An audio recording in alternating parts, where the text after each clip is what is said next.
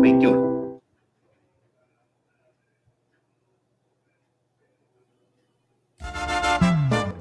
Hola mi gente querida, ¿cómo está? Les habla su conductor favorito, Carlitos Guerra, del programa Cumbia Folk, todos los jueves a las 6 de la tarde, transmitiendo en vivo del canal del Facebook VIS Televisión. ¡Los esperamos! Si tienes algún proyecto audiovisual, fotográfico o de streaming y requieres el lugar y el equipo ideal para realizarlo a la perfección, en VIS Televisión tenemos el espacio, la infraestructura, la tecnología y el staff de primer nivel que requieres, y todo al mejor precio del mercado. Contáctate con nosotros al 01-597-4839, 995-789-484, 977-618-568, 970-70-5697. VIS Televisión, en producción audiovisual, tu mejor opción.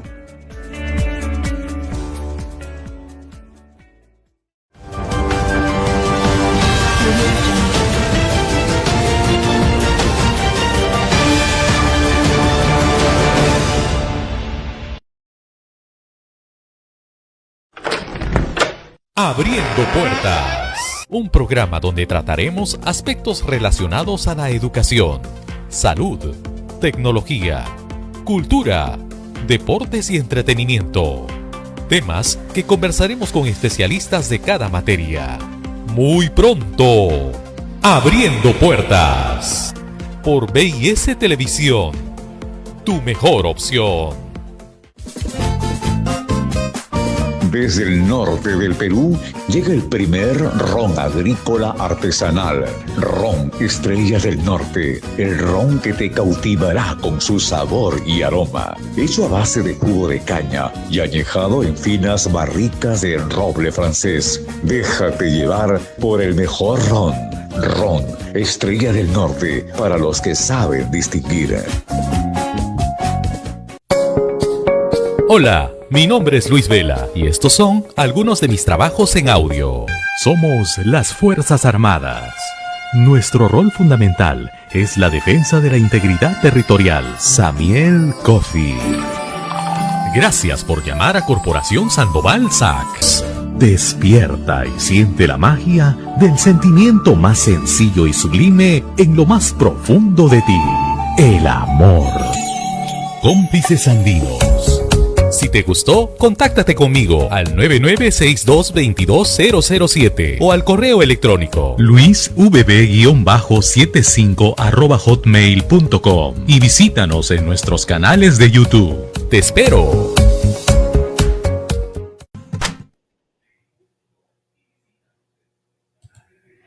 Muy bien, amigos, y ahora sí vamos a tener el gusto, por supuesto, de presentar a nuestro siguiente invitado, que es el ingeniero de transportes y doctor en medio ambiente y desarrollo, Johnny Pardavé Livia, un profesional con más de 25 años de sólida experiencia en gestión tecnológica del transporte, seguridad vial, medio ambiente. Y lo hemos convocado justamente para ver ahora, en estos momentos previos a la instalación del nuevo gobierno, para entender un poco cuál es la situación del transporte y cuáles serían las soluciones más viables que efectivamente debe adoptar el próximo gobierno del presidente Pedro Castillo Terrones. Ingeniero y doctor Johnny Pardavé, bienvenido a Ánfora 2021. Le saluda Miguel Ángel Risco. Muy buenos días, muy buenas tardes. Muchas gracias, Miguel Ángel, por la presentación. Estoy aquí dispuesto a poder conversar sobre ese tema importante para la movilidad de las ciudades de Lima y Callao y todas las que pertenecen a nuestro querido Perú. Todos los días sufrimos justamente las consecuencias de un alto tránsito, el caos que existe, por ejemplo, en el transporte. Somos víctimas de alguna manera también de algunas gestiones donde no ha faltado, por ejemplo, los casos de corrupción, ahora que están judicializándose, por ejemplo, el tema de la línea María, todo lo que significa estos peajes que se supone la intención era modernizar el sistema de transporte multimodal también en nuestra capital y sobre todo el transporte de pasajeros, pero que finalmente significó toda una gran corrupción, especialmente en las gestiones de Luis Castañeda y Susana Villarán. ¿Tiene usted algún comentario sobre este tema? ¿Cómo es que se somete el transporte justamente también a hechos de gestión pública que terminan y se entorpecen por la corrupción de funcionarios? Bueno, sí, es importante precisar eso. El transporte público es esencial para la movilización de las personas. Si bien es cierto, pues también el transporte es el eje del desarrollo económico, social y sobre todo territorial. Imagínense una ciudad, ¿no? Una región sin movilización, pues no se puede generar desarrollo, no hay la economía hoy en día, más aún, ¿no? Debido a la pandemia, pues se ha desnudado por completo lo que los gobiernos en los próximos 30 años, digo yo, no ha tenido claro toda una política del transporte en el Perú. Por eso es que todos los proyectos, ¿no? Empezando del famoso tren eléctrico que se inició con bombos en platillos en el año 87, pues han transcurrido más de 35 años y no tenemos pues un sistema, ¿no?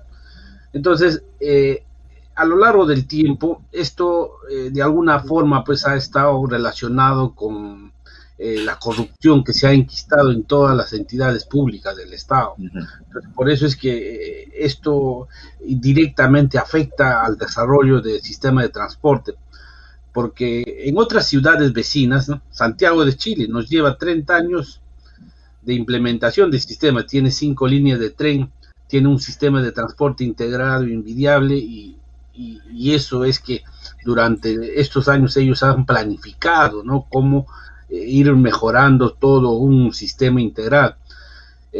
Bogotá tiene un sistema Transmilenio que nos lleva de ventaja, ¿no? Es como si tuviéramos 10 metropolitanos más en Lima. Entonces, y sin ir muy lejos, en Quito también hay un sistema integrado de transporte que realmente nos lleva ventaja, pero esto se debe, mi estimado, a una sencilla razón, es que no había una política de Estado en el sector, y simplemente los gobiernos, tanto central como los gobiernos municipales, han hecho un plan de gobierno de acuerdo a su criterio, sin visión de ciudad, sin visión de país, y las consecuencias hoy en día lo vivimos, ¿no? Claro, ahora, es importante, por ejemplo, considerar que la población urbana ha crecido de manera exponencial y que efectivamente no se ha visto, digamos, una solución integral a este tipo de problemas que ya siempre se veía venir con los años. Entonces también, por ejemplo, con los ejemplos que usted ha señalado, más las experiencias, por ejemplo, de haber estado también visitando algunas ciudades, capitales de otros países, como aquí en Quito también, donde hay una mejora sustantiva del transporte. Pero, por ejemplo, en el caso de Japón, el sistema del transporte ferroviario también inclusive es respaldado por el Estado mediante un subsidio, y además sirve pues para trasladar a millones y millones de trabajadores de un sitio a otro, pudiéndose demorar, por ejemplo, por transporte terrestre 3, 4, 5 horas, lo hacen en 20 minutos, en 30 minutos. Entonces, ¿por qué no se ha podido implantar este tipo de soluciones aquí? Y lo que es más, solo, por ejemplo, durante también el gobierno de Fujimori, se permitió, por ejemplo, la importación de estos micros que lo que han hecho es atomizar el transporte público de pasajeros. Muy interesante, mi estimado Miguel Ángel, esa apreciación que usted justamente compara entre una realidad sudamericana con una realidad asiática, ¿no? Japón indudablemente tiene amplio desarrollo en todo lo que es sistemas de transporte. Eso es importante porque el Estado tiene que asumir su responsabilidad de que la movilidad, el transporte en un país es esencial para todo el desarrollo económico, social. Por lo tanto, pues, esa responsabilidad debe transmitirse en una política de Estado, y esto a través de una ley en donde tiene que asumir esa responsabilidad para que el transporte sea un derecho civil que presta un servicio público a la ciudadanía, al igual que gozamos, por ejemplo, con la vivienda, con el servicio del recojo de basura, con el servicio del agua potable. El transporte es fundamental para que el Estado, sea cual fuese el gobierno, pueda asumir esa responsabilidad y planificar como política de gobierno de cualquier gobernante que pueda ingresar en estos próximos 5 años o en los siguientes, es que justamente tiene que planificarse en base a un sistema integral y que todo evoluciona como evoluciona el transporte. El transporte es dinámico. Hoy en día Lima y Callao tiene que atender 18 de millones de viajes diarios, y esto no se puede cubrir pues con vehículos de menor demanda. Todo en el tiempo. O sea, si en un momento, en los años 90... Bien, retomamos la entrevista, tuvimos una breve interrupción, pero bueno, estamos acá justamente hablando de conectividad, conexión y transportes, pero bueno, estamos justamente para resolver los problemas. Estamos con el doctor Johnny Paradés Livia hablando sobre el tema del transporte. Entonces, nos hablaba de que se necesita tener una política de Estado en materia de transportes y que, por supuesto, tenemos que acelerar también la visión para resolver los problemas. En concreto, ¿cuál es el diagnóstico que tenemos en el transporte público? Y además, ¿qué cosa es lo que efectivamente se necesita hacer? Digamos, si estamos frente a Pedro Castillo como presidente electo, ¿qué le sugerirían para los primeros 100 días? A fin de acabar por lo menos con el caos que estamos visualizando todavía ahora, aun cuando todavía el transporte no está al 100% por efecto de la pandemia.